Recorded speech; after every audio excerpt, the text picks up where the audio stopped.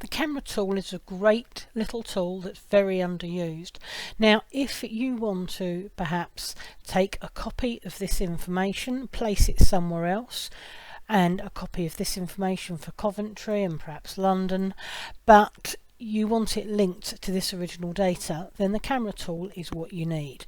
Now, the first thing you need to do is get the camera tool up onto your quick access toolbar. To do that, use the drop down, use more commands.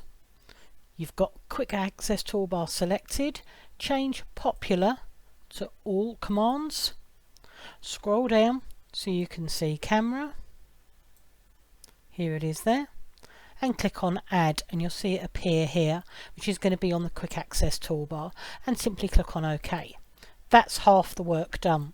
Now we're ready to use it. So I've got another sheet down here called presenting, and I only want 3 of these on the other sheet. So I'm going to select Luton, I'm going to click on the camera tool, click on my other sheet and click where I want it pasted, come back to the data, perhaps pick up Coventry, use the camera tool, come to my other sheet, click where I want it, maybe one more because I'm sure you're getting the gist of it now, camera tool, back to my other sheet and paste it in. So it's just clicking where you want the start position for it. Now when I click on Luton, it's telling me it's linked to the data sheet E1 to F6.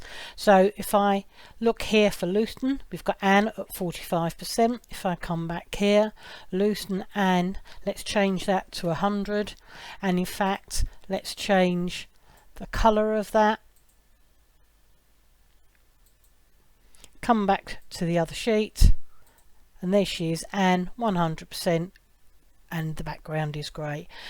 Really easy to use. That's a live link to the original data, and when that changes, this changes. So it's like a little screenshot, but it's live. Have a go at using it and see how you get on.